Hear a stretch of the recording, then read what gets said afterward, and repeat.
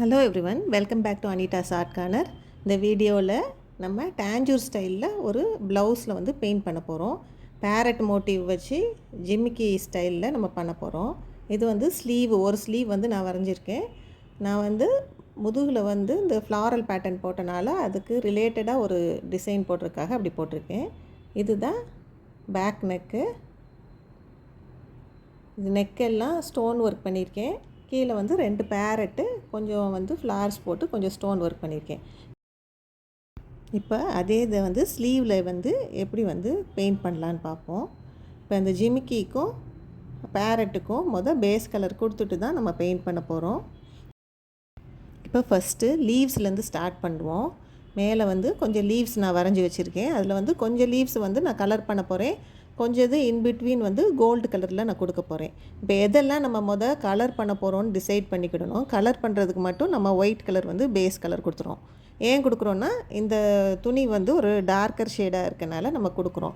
இப்போ இது cream colour அந்த மாதிரி இதிலலாம் பெய்ஜு க்ரீம் அந்த மாதிரி இதெல்லாம் பெயிண்ட் பண்ணுறப்ப டைரெக்டாக நம்ம என்ன கலர் வேணுமோ அதை அப்படியே கலர் பண்ணிடலாம்.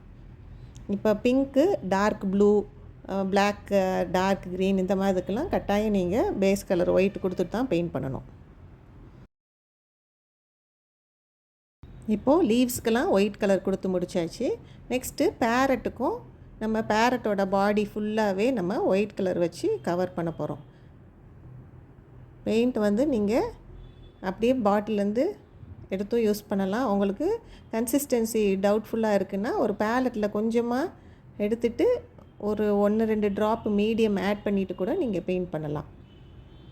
இப்போ ஃபுல்லாக பேரட்டுக்கு நான் ஒயிட் கலர் கொடுத்துட்டு அது காஞ்ச பிறகு தான் நான் அதுக்கு மேலே பெயிண்ட் பண்ண போகிறேன்.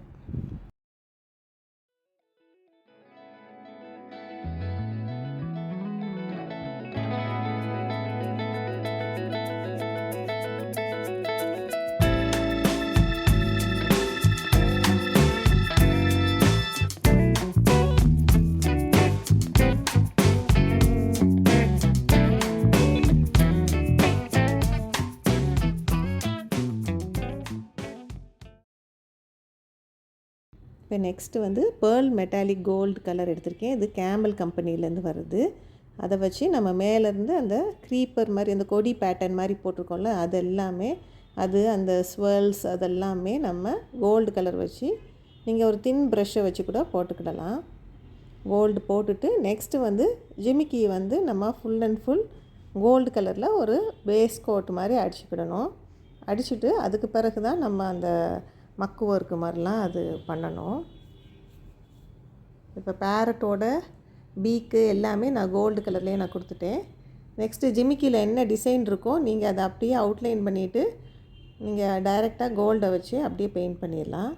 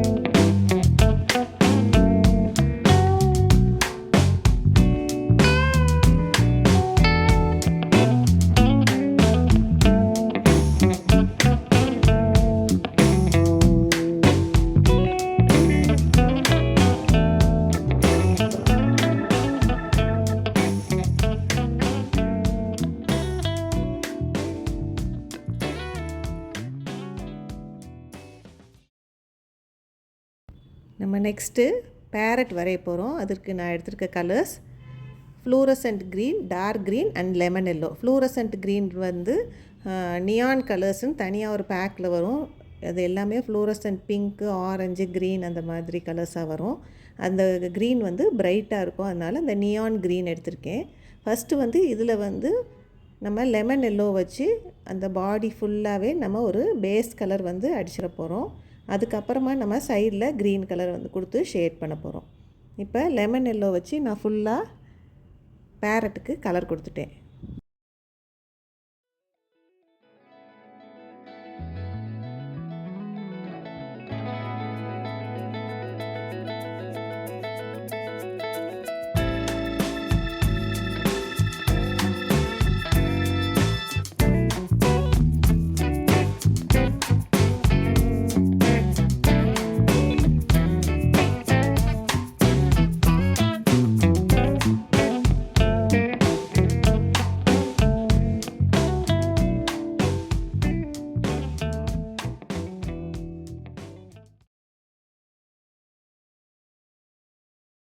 நெக்ஸ்ட்டு நியான் க்ரீன் கலர் வச்சு நீங்கள் அந்த விங்ஸு அந்த கார்னர்ஸு எல்லாமே நம்ம பெயிண்ட் பண்ணிவிட்டு அதை லைட்டாக ப்ரஷ் வச்சு அப்படியே நம்ம அந்த லெமன் எல்லோவோட லைட்டாக ஷேட் பண்ணி மர்ஜ் பண்ணிடணும். இன்கேஸ் உங்களுக்கு நியான் க்ரீன் இல்லைன்னா நீங்கள் லைட் க்ரீன் கூட எடுத்துக்கிடலாம். இப்போ அந்த க்ரீனையும் எல்லோவையும் லைட்டாக மர்ஜ் பண்ணி ஷேட் பண்ணிடணும். நெக்ஸ்ட்டு இன்னும் நம்ம இந்த பேரட்டுக்கு இன்னும் கொஞ்சம் டெப்த்து கொடுத்தா தான் அது இன்னும் பிரைட்டாக இருக்கும்.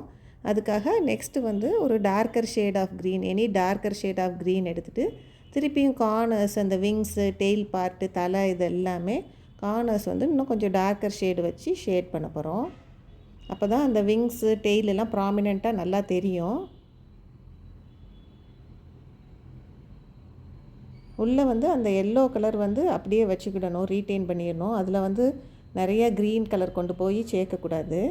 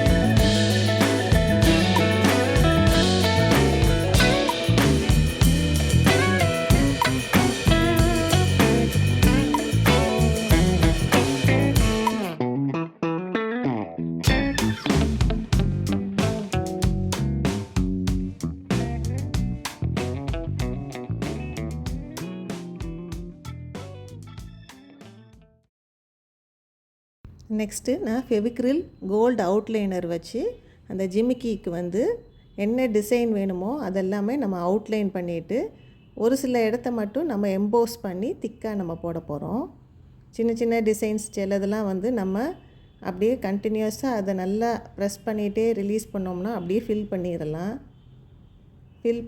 ஃபுல் ஜிமிக்கிக்கு அப்படி கொடுக்கணும் தேவையில்லை. 1-2 இடம் மட்டும் நமக்கு எங்கெல்லாம் எம்போஸ் பண்ணி காட்டணும்னு நினைக்கிறோமோ அந்த இடத்துக்கு மட்டும் அந்த அவுட்லைனர் வச்சு நம்ம ஃபில் பண்ண போகிறோம்.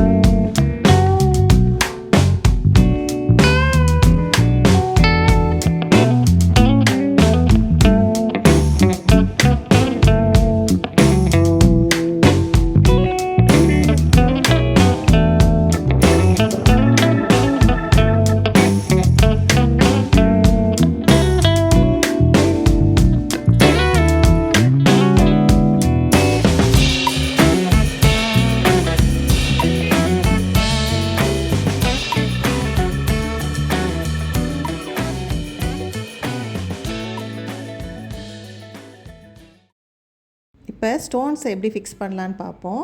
இப்போ ஃபெவிக்ரில் கோல்டு அவுட்லைனர் வச்சு நான் கீழே அந்த ஜிமிக்கி கடியில் நான் ஜஸ்ட்டு ப்ரெஸ் பண்ணி எடுத்துருக்கனால அது ஒரு சர்க்கிள் ஷேப்பில் வரும். அதில் லேசாக பேக் சைடு ஆஃப் த ப்ரஷ்ஷில் தொட்டுட்டோம்னா அந்த க்ளூ வந்து ப்ரஷ்ஷில் ஒட்டிக்கிடும். அதுக்கு பிறகு அந்த ஸ்டோனில் தொட்டு நம்ம அப்படியே ப்ரெஸ் பண்ணோம்னா அது அப்படியே ஆட்டோமேட்டிக்காக ஃபிக்ஸ் ஆயிரும். அப்படி இல்லைன்னா நீங்கள் ஃபெவிக்ரில் க்ளூ கூட ஃபேப்ரிக் க்ளூ கூட யூஸ் பண்ணி ஒட்டிக்கிடலாம். இந்த மெத்தடில் நீங்கள் குந்தன் ஸ்டோன்ஸு இல்லாட்டி ஆர்டினரி ஸ்டோன்ஸ், ஏடி ஸ்டோன்ஸு அந்த மாதிரி எதுலாம் எங்கெங்கே உங்களுக்கு வேணுமோ அதை ஒட்டிக்கிடலாம். டான்ஜூர் ஸ்டைலில் வந்து அதே மாதிரி பண்ணணுன்னா டான்ஜூருக்குரிய ஸ்டோன்ஸ், குந்தன் ஸ்டோன்ஸ் மட்டும் யூஸ் பண்ணலாம். அது வந்து மேட் ஃபினிஷில் வரும். அப்படி இல்லைன்னா நீங்கள் எந்த ஸ்டோன்னாலும் ஒட்டிக்கிடலாம்.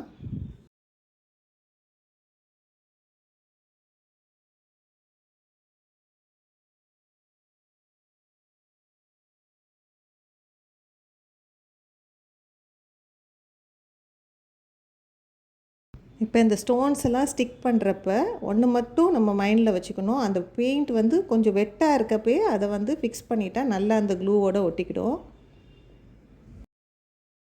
ஸ்டோன்ஸ்லாம் ஒட்டின பிறகு நம்ம இது கொஞ்சம் இந்த பெயிண்டிங் நல்லா அந்த எம்போஸ் பண்ண இடம்லாம் நல்லா காஞ்ச பிறகு அதை ஒரு தின் அவுட்லைன் பண்ணுறதுக்கு தின்னாக ஒரு ப்ரஷ்ஷு வச்சு நம்ம பிளாக்கை வச்சு தின்னாக அவுட்லைன் பண்ணிட்டா நல்லா ஹைலைட் ஆகி அந்த டிசைன் வந்து தெரியும்.